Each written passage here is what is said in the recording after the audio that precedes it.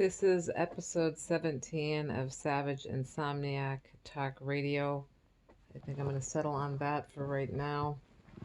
Um, I wanted to talk a little bit about a couple of different things. One is about things that might be able to sidetrack people during stress. I'm not understanding why people that I came to didn't recommend these things that were professionals. So I'm going to come back to that. The other thing I want to talk about is just these kind of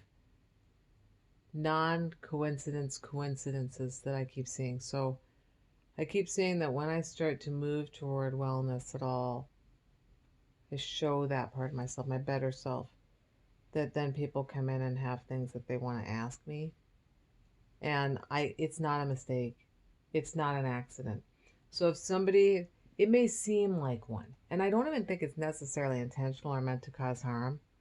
It's just, like if you see a bridge, and it's been up for a long time, a drawbridge, and then you're trying to drive across it. If you see the drawbridge come down, you're like, so man, I got to get across the bridge. It's been up. Makes me think of the Bering Strait. But that's completely sidetracking. My point is that I understand it, but it's not working for me. It's not working out for me. It's actually it's I told my daughter I'll try to tone it down a bit. It's pissing on my parade. That's actually toning it down to me. I'm just I can't do that. I can't be sick all the time. I don't want to be that person anymore. I want to try to get well. And when I work hard. My work is very hard. I'm pushing myself and working while I'm bedridden. And that's a job. It's a job to work that hard on a project, and projects is not easy. It's work, and it hurts your back. It hurts your arms and legs. It can hurt every part of your body to do what I'm doing in my shape. So I'm going to move on from that. It's just, I'm recognizing the pattern of coming to me. And I will say one more thing. I told my daughter this, and I mean it. I've never felt to be such an unvalued person in society, but then also be told that somebody has a new thing they want to come to me with. And it makes me think of Kurt Cobain every time.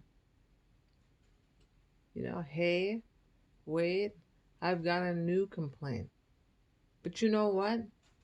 It's not really the second lyric. It fits, but it's not really. It's like, I've been told that people were forever in debt to my advice. But it doesn't even seem like there's an appreciation. I don't even want a debt. I want an appreciation for it. Because people like me, we have a value in society. If you go back and you look at hunter-gatherer societies and you look at a person like me, I'm going to do you better. I'm going to make your clothing that you're using out to go. I'm going to make your tools. So in this society, somebody is not valued unless they can do these things, go to school. And I did go to school. I was successful in school, stressed, but a lot of good grades. Then I went back to school. So who gives a crap? But my grade point average was very high, and I made it into an honors study I can't pronounce, so I'm not sure what to say about that. And it's like we have value, but we can't function. I can't these things. You want to graduate college, you want to have a job, a career. You want to have kids, you want to get married, that type of thing. And if you can't do those things, then you lose your value in today's modern society, right? Whatever those things are that your family values, your culture values. So you're nothing at that point. But what is the irony in this? Is that while I feel that way, it seems like a lot of people have questions to ask me. And these people have, real jobs at places. But unlike me, I don't have a real job. So I don't think that's really fair. You know, I've reached out to people in other countries and talked to them. So, okay. My point is just, I'm not loving that behavior. And also it makes me think, hey Cheryl, wait, I've got a new complaint. Let me text you or call you, and I need your priceless advice, man. I do. It's true. I need it. And I'll be forever indebted to you because I will just expect it. And while I expect it, I may actually even harm your success. Little tiny success. We need those incremental successes to get out of the abyss. You don't just fly out of the abyss, you take incremental steps to that. The other thing I noticed about myself is that I actually take a lot of moments to be happy, to appreciate things, to give gratitude, and just to laugh. I have not seen that in other people. It's almost as though they cannot get out of their place and even try to fake it or try to laugh, try to joke, try to reach out to your friends. So, just kind of random thoughts, you know. The other thing I think is really more important. I mean, it's not more important. It's very important because I didn't see it happening, and I probably should have just made these two separate things, but I'm not going to because they're all mental health issues. So when things started to ramp up and I started to get anxiety, I entered therapy and I was fine, and then I started to get really anxious. Kind of makes you wonder, huh? You enter therapy, you're all anxious.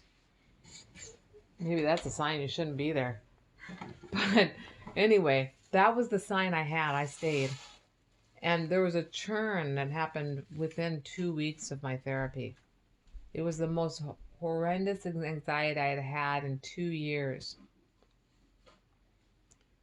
So I tried to the person working with me was trying to think of what could I do to stop this, and she tried all these things, stare on the wall, find a focal point, feel think about your leg, your this, your that, kind of disorganized. She taught all this stuff in a few days. That's how it felt. And at some point she told me, and even with dialectical behavioral therapy, which she was teaching her, she told me, oh man, I pretty much taught you it all. So it wasn't just that there weren't ideas given for me to try to calm down, but it was that there was literally a lack of comprehension and understanding. So I was thinking about what might help, and lately someone recommended that I try crocheting. I had done that early, and I thought I won't be able to do that because my hands.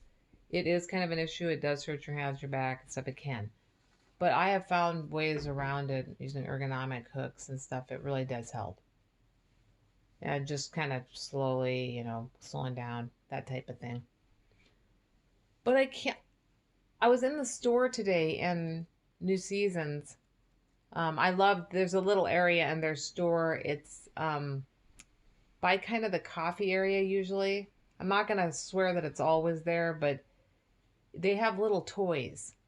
Like little cute little toys. It's a great place to buy gifts. It's a great place to buy gifts for people. If you're running behind, you need to buy something fast. Any kid's gonna love it, especially little kids. So when I was a kid prior to leaving grade school, so the sixth grade, I used to do cats in the cradle. It was a long string, it's just a piece of yarn. And I would do all these things with my hands. And I actually felt a lot better at that time. It wasn't perfect. My life still had rough moments. But as soon as I got around somebody who was my peer, I think I thought, that's stupid. So I'm not going to do that anymore. I'm going to do the cool stuff that teenagers do. Get some malt liquor beer and drink. Don't do it. It's terrible beer. So I think kids lose track of what's fun, like going out and kind of running around, chasing bugs, you know, putting lightning bugs into a jar and letting it light up, then letting them out, you know, playing with the string. So I I couldn't believe it because I got on and I looked, and I thought this is something that my daughter and I could have been doing. And here, furthermore, it doesn't require excessive amounts of light. So you can do this at night instead of watching the screen. Now, it will be a little tough at first because you will have to have instructions. But I'm sure there are probably written instructions too. It's just on YouTube there's good video instruction.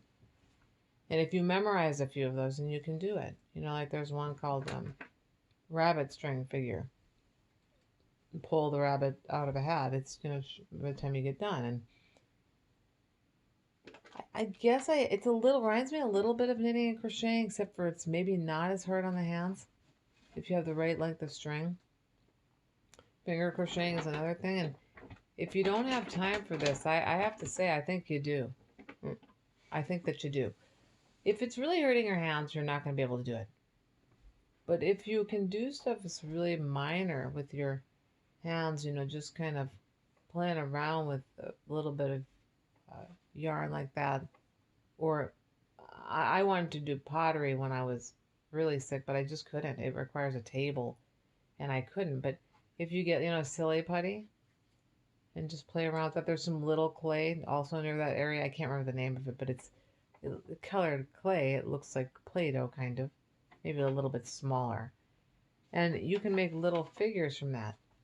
Because I think when your mind is occupied with this type of stuff, of a complexity, the reason I mentioned the string is because the string has a complexity to it. And when you're doing that, it is like the action of mindfulness that they're talking about that is so psychobabble. To look at feel your hand and feel whether I'm not saying this is a bad thing, it's the way they're doing it. Like just feel it, have a sense of a part of your body. And then think about that, feel that. I don't even remember what they taught. It's funny because I did another one the other day. This healer I'm listening to, I had no issue following his instructions. But one of the things I noticed is that he went from thing to thing, from place to place in the body with a rapidity. I noticed the same thing about these string movements. These have a complex and intricate nature to them. It's not horrible, but you're thinking enough that you don't have time to sit there and think about, God, I wonder if somebody's going to call me. Wonder if this person's going to text back. Wonder if my kid is okay. Wonder if my husband is coming home from work late. I don't know. Those are all just random things. Wonder if the bill got paid.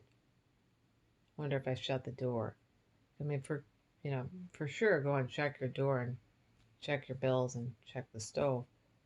But after a point, if you're thinking and thinking and thinking and worried and worried and worried, you have to quiet the mind. So my idea for meditation is actually this string, which, by the way, actually where I saw it in the store was called Psst, Hi There. Let me look and see the rest of it. There isn't a name. Flex your fingers string toy fidget game. And in all honesty, all this is a large string. I'm pretty sure. It might have some stretch to it. I doubt it. Yeah, it almost looks like what they did. I mean, I'm serious. It almost looked like they took a piece of yarn and did single chains on it and then tied it together, and that's their string. $6.99. I have made stuff that people don't want to pay $6.99 for. It's an entire piece. I charged $3.99 retail for my catnip crocheted mice. It takes a little bit to do and put catnip in it. Just that price alone of the yarn, the time, and the catnip outdoes $6.99. I charge $3.99. $1.50 wholesale is what I got every time it's sold. They want $6.99 for a piece of string. It's probably about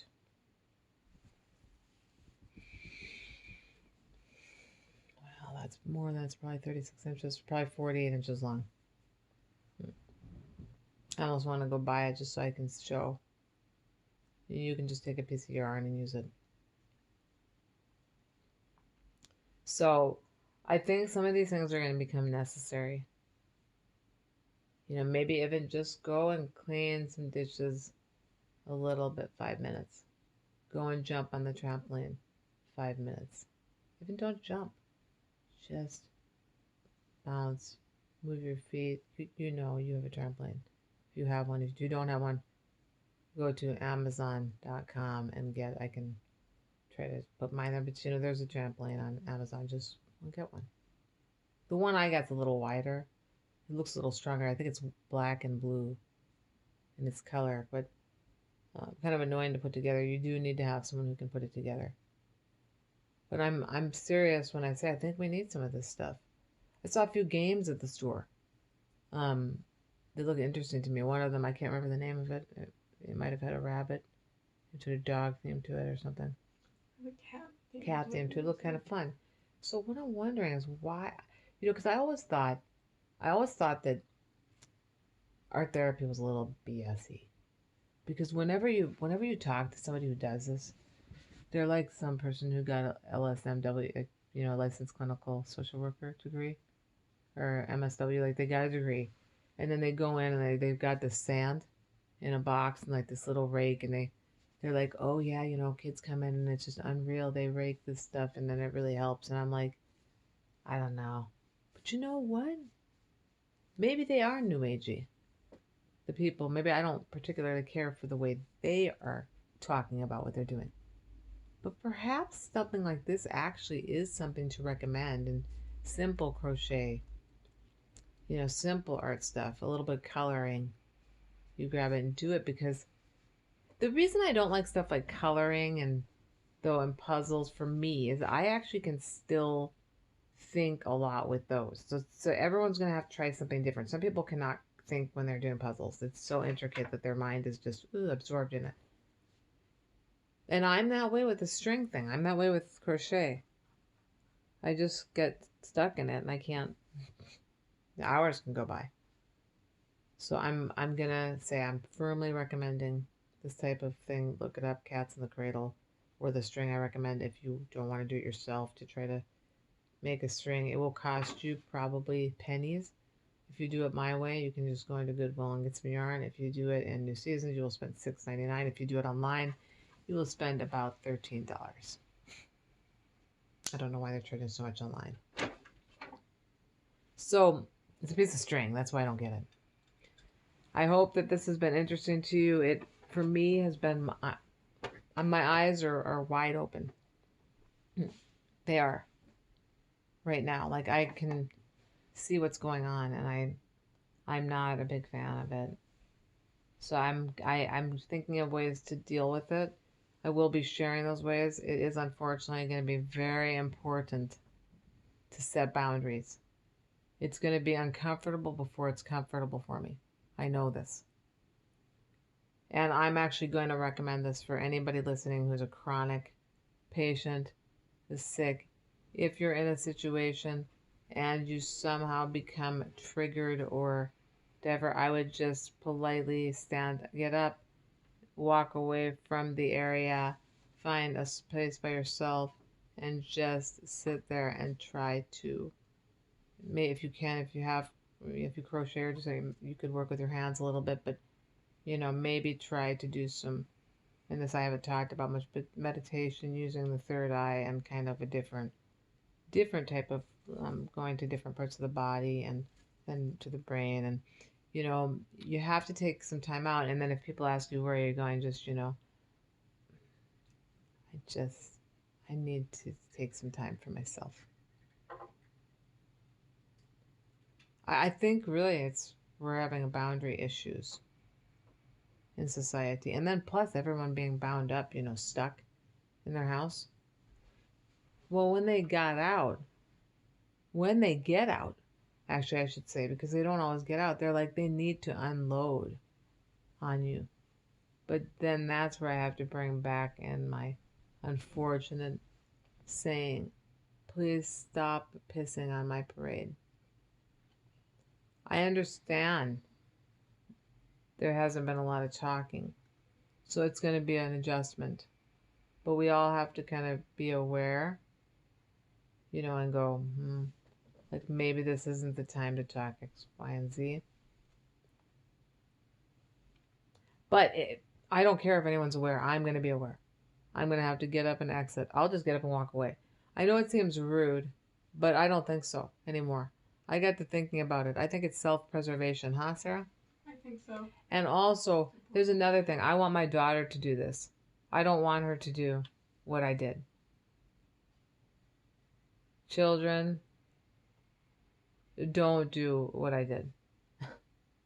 Is that, this it always hit me. So I'm gonna try to find it, and I'll add with that. I have to find it. It's actually a takeoff. I didn't probably say it right. It's a John Lennon song. So I'm gonna read it to you. It's something. I'm really into lyrics. So okay, that is not the song. So just 1 second. That is Pink Floyd and not Lennon. Okay. So I mean, there's a lot of stuff in here. Because it's a very grief-filled song, one that I relate to in so many ways. Beyond, it's not just a parent thing, but children, don't do what I have done. I couldn't walk, and I tried to run. So then he says, I gotta tell you goodbye. Okay. And I feel like this, like, don't do what I have done. And if for people who listen and they think, oh, well, but my kid is different. That's a dangerous thing to walk down, the road to walk down, to say my kid is different. I just want to point that out. Your kid isn't different, probably. If he or she is subjected, he, she, or they are subjected to abuse,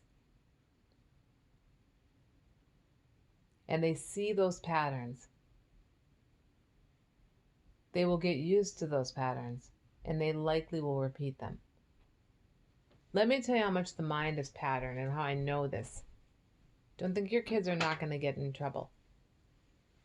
I haven't done this since I probably did it maybe once or twice since I was in the grade school. But like nothing, I just immediately did the cats in the cradle thing. Immediately. That's how much the mind knows patterns. It just goes there. If you don't ride a bike, you get on the bike, you just ride it. Even if it's been 2 years, 3 years. So, if you teach your kid, you're around your kid, and you're around wild people, I said, don't think your kid won't see it. I'm telling children, please don't do what I've done. Don't. Walk away. Walk away. Save yourself. Self-preservation, right? Because I didn't even try to walk, actually. But I couldn't do anything. I wasn't functioning. And I was trying to I'm still doing it. But I'm saying, like when I say that, I'm saying, don't do the stuff I've done. Don't make those same mistakes. Try not to. And parents, don't think that your kids won't make those mistakes. Remember, they remember everything. All these patterns. Patterns are hard to unlearn. The length that it took to learn a pattern, I hate to say it, it might take that length of time to unlearn it. Unless you want it. If you learned a song, it's mindless for a long time on the piano, and then you forget it. Just like I learned John Lennon's Imagine, I can't remember it. So, I still remember the pattern though. My brain goes back and wants to play that, showing the propensity in the human brain to chase after its patterns. So then you can't say my kid will never do that, right? Because even with a string, I remember the pattern. So you think I'm going to remember a pattern that happened with a man 500 times, or a woman 500 times, or whatever 500 times? Your dog, the dog remembers Pavlov's response. Salivation. patterns are really, really huge. Think on it, sleep on it, definitely comment on it if you want to. I hope somebody will take something from these. I'm going to end that today. Bless you. I'm going to end that today. And I will see you next time.